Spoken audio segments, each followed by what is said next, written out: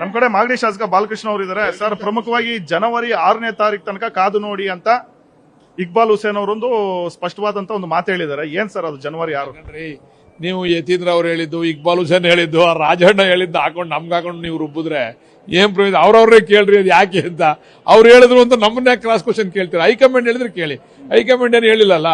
Cross question ಏನಿಲ್ಲ sir, ನೇರವಾಗಿ ಕೇಳ್ತಾ ಇದೀವಿ. ಯಾಕಂದ್ರೆ ನೀವು ಕೂಡ ಡಿ ಕೆ ಶಿವಕುಮಾರ್ ಅವರು ಸಿಎಂ ಆಗಬೇಕು, ಅವ್ರಿಗೊಂದು ಅವಕಾಶವನ್ನ ಮಾಡಿಕೊಡ್ಬೇಕು ಅನ್ನೊಂದು ಮಾತನ್ನ ಮೊದಲಿಂದಲೂ ಕೂಡ ಕೇಳ್ತಾ ಇದ್ರಿ. ಅದಕ್ಕೋಸ್ಕರ ಕೇಳ್ತಾ ಇದೀನಿ. ಖಂಡಿತ ಅದ್ರ ನಮ್ದು ಅಭಿಪ್ರಾಯದಲ್ಲಿ ತಪ್ಪೇನಿಲ್ಲ. ಅವರು ಕೂಡ ಈ ಸರ್ಕಾರ ಬರ್ಲಿಕ್ಕೆ ಹೋರಾಟ ಮಾಡಿದ್ರು. ಬಟ್ ನಾಳೆ ಮಾಡಿ ಅಂತ ಹೇಳಕ್ ಆಗಲ್ಲ ನಾವು.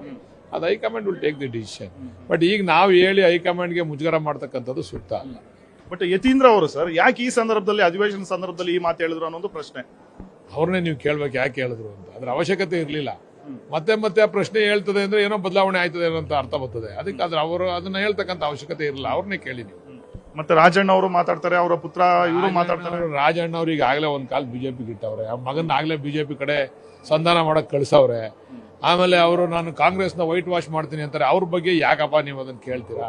ಅವ್ರು ಆಗ್ಲೇ ಪಾರ್ಟಿ ಬಿಟ್ಟು ಹೋಯ್ತು, ಅವ್ರು ಖಾಲಿ ಮಾಡ್ಕೊಂಡು. ಸೊ ಇದು ಮಾಗಡಿ ಬಾಲಕೃಷ್ಣ ಅವರ ಮಾತು. ಕ್ಯಾಮರಾ ಪರ್ಸನ್ ಸುಧೀರ್ ಜೊತೆ ಆನಂದ್ ಗುಡಿ, ಪವರ್ ಟಿವಿ.